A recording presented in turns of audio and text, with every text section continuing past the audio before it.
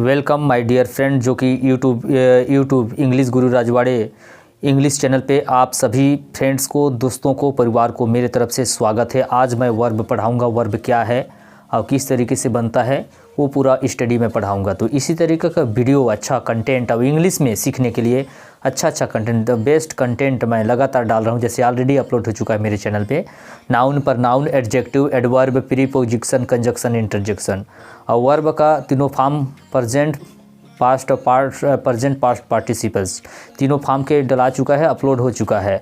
अब आज मैं वर्ब पढ़ा रहा हूँ। वर्ब कितने प्रकार के होता है, वर्ब आखिर में क्या है। तो वर्ब को जानने के लिए हिंदी में वर्ब को हम क्रिया बोलते हैं। क्रिया या वर्ब किसे कहते हैं तो देख लेते हैं। वर्ब जिसमें किसी कार्य का करना या होना या प्रकट होता है, किसी कार्य का होना या पाया जाता है, उसको हम वर्ब कहते हैं। एक्शन रहे, इंग्लिश में उसको क्या बोल देंगे, a verb is a words use to the letter asset something about some person और थिंग्स। ठीक है, जिसमें किसी कार्य का करना या होना, जिसमें किसी कार्य का होना पाया जाता है उसे ही हम वर्ब कहते हैं, क्रिया कहते हैं। एक्शन को ही, कर्म को ही, कार्य को ही, कोई भी कर्म करते हैं, कार्य करते हैं, उसको ही हम वर्ब कहते हैं। हिंदी में उसको क्रिया बोलते हैं। उदाहरण एक बार देख लेते हैं। Mohan writes a letter. Mohan एक लड़का है, वह एक पत्र लिखता है।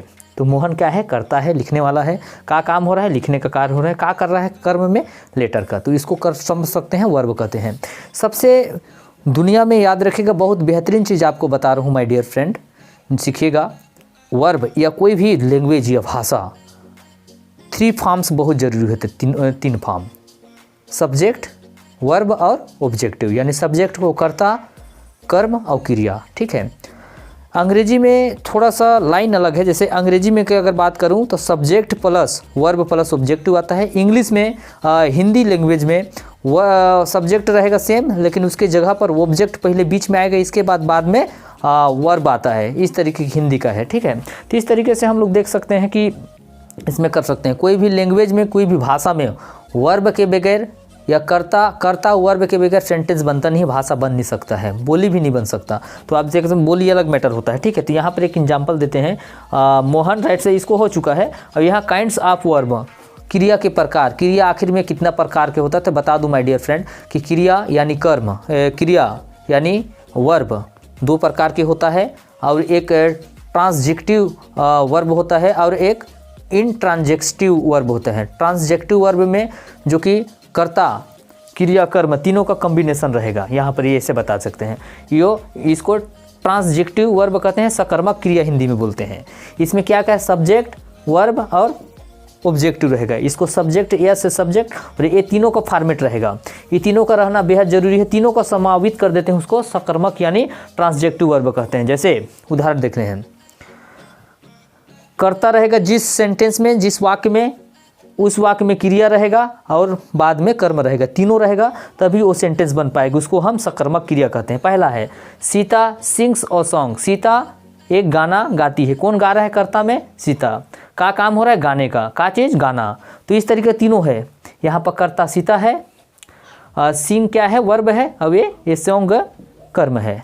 दूसरा, they are reading a book. वे पुस्तक पढ़ रहे हैं। दे मने वे मने ये प्रनाउन है। ठीक है, तो एक कौन, वे पुस्तक पढ़ रहे हैं, तो वे क्या है, एक क्रिया है, एक सब्जेक्ट है और ये वर्ब है और ये ऑब्जेक्टिव है। थर्ड में देखेंगे, द टीचर्स टीचर्स मैथ, मतलब टीचर पुस्तक गणित पढ़ा रहे हैं। तो टीचर कर्ता हो गया और पढ़ाना क्या हो गया, क्रिया, और ये मैथ्स विषय क्या हो गया, उसको कर्म हो गया। दूसरा में देखते हैं वर्ब के काइंड्स ऑफ वर्ब में। दूसरा है इंट्रांजेक्टिव वर्ब। इंट्रांजेक्टिव वर्ब में क्या क्या होता है, उसमें 3 फॉर्म रहेगा, सब्जेक्ट, वर्ब, ऑब्जेक्टिव। इसमें सब्जेक्ट वर्ब ही रहेगा और ये ऑब्जेक्टिव नहीं रहेगा। उसको हम इंट्रांजेक्टिव वर्ब कहते हैं, अकर्मक क्रिया कहते हैं। उदाहरण के लिए समझ लेते हैं। ही वॉज गोइंग, वह गया, वह गई, वह गई, ऐसे कर देंगे तो वह गई। कोई लड़का है तो वह गई। वह मने प्रनाउन में है, वो करता है और यहाँ पर क्रिया है, यहाँ पर ऑब्जेक्टिव नहीं है, समझ गए। दे वॉक, वो वॉक मने चलना, वॉक चल रहे हैं, वे चल रहे हैं। ठीक है, वे चल रहे हैं। वी लॉफ, वे हंस रहे हैं। इस तरीके से कर्म नहीं है यहाँ पर, देख सकते हैं यहाँ पर प्लस ऑब्जेक्टिव रहता तो ट्रांजेक्टिव, लेकिन इंट्राजेक्टिव, ए वर्ब नहीं रहता है, ठीक है। अब अलग से मैं बताता हूँ डायरेक्ट ऑब्जेक्टिव। इसके बाद ए में देखते हैं डायरेक्ट ऑब्जेक्टिव क्या होता है। यह क्या प्रश्न वर्ब के पूर्व लगाने पर उत्तर मिलता है। जैसे वर्ब से इसमें बोल रहे हैं डायरेक्ट, क्या प्रश्न, वाट मने वाट लगाने से जो प्रश्न में मिलता है उत्तर, जो वस्तु मिलता है उसको हम ऑब्जेक्टिव कहते हैं। आई गैव बुक, आई मने मैं, गैव अ बुक, मैं पुस्तक दिया, एक पुस्तक दिया, ठीक है। आई के साथ गैव हो गया। दूसरा बी में दे इनडायरेक्ट ऑब्जेक्टिव। डायरेक्ट मने डायरेक्ट होता है, प्रत्यक्ष रूप से डायरेक्ट, और इनडायरेक्ट मतलब घुमा करके, ठीक है, इनडायरेक्टली। इनडायरेक्ट वह व्यक्ति या नाम या कर्म कारक सर्वनाम होता है, व्यक्तिवाचक सर्वनाम जो कि me, us, you, him, her, them ये यूज़ किया जाता है। I told him a story, I मने मैं, टोल्ड, टेल, टोल मने कहना, टेल, टोल होता है ना, टोल मने कहा, हिम ए स्टोरी, वह एक स्टोरी, हिम मने टेल मने कहा, वह एक स्टोरी कहा, यह कहानी, एक स्टोरी सुनाया, स्टोरी कहाना, इस तरीके से। तो बहुत सेशन है और वर्ब का तीनों फॉर्म आप जान गए होंगे ऑलरेडी। मेरे यूट्यूब के चैनल में वर्ब मैं बना चुका हूँ, अपलोड भी कर चुका हूँ तीनों फॉर्म में। जैसे एक प्रेजेंट होता है, पास्ट होता है और पास्ट पार्टिसिपेंट होता है, तीनों में। अब एक लास्ट में आईएनजी लगा देते हैं। First form, second form, third form और लास्ट में आईएनजी। तकरीबन 1200 यानी 1200 maximum very important verb my channel English गुरु राजवाड़े में ऑलरेडी अपलोड कर चुका हूँ। उसको पढ़िए, बार बार रिपीट कीजिए। Noun, pronoun, adjective, adverb, preposition, conjunction, interjection, ये तमाम फंडामेंटल बेसिक कमांड है इंग्लिश का। उसको आप जड़ से जानिए, रूट पर काम कीजिए, धीरे धीरे पढ़िए, रिपीट करते रहिए, बोलने का वोकैबुलरी को बढ़ाइए। प्रतिदिन 4-5 4-5 डिक्शनरी परचेस करके उसको स्टडी कीजिए। आप इंग्लिश में तहलका मचा दीजिए। आज जो कि मॉडर्न युग में इंग्लिश का ज़माना है, कोई भी कंट्री में आप चले जाइए, इंग्लिश आप स्पीच चाहे आप लिखित में आप ले लीजिए, चाहे कहीं भी इंग्लिश का बोलबाला है, कहीं भी। आज जो कि टेक्नोलॉजी का ज़माना है, इंग्लिश अगर अच्छा से अगर आता है तो आपका जो नॉलेज है बेहतरीन आप गेन कर सकते हैं। पर्सनालिटी में 4 चांद लगता है।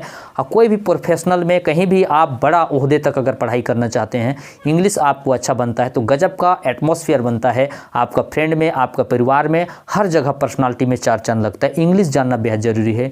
इंग्लिश में अगर जानना है तो ग्रामर में बेसिक जो फंडामेंटल उसको जानना ज़रूरी है।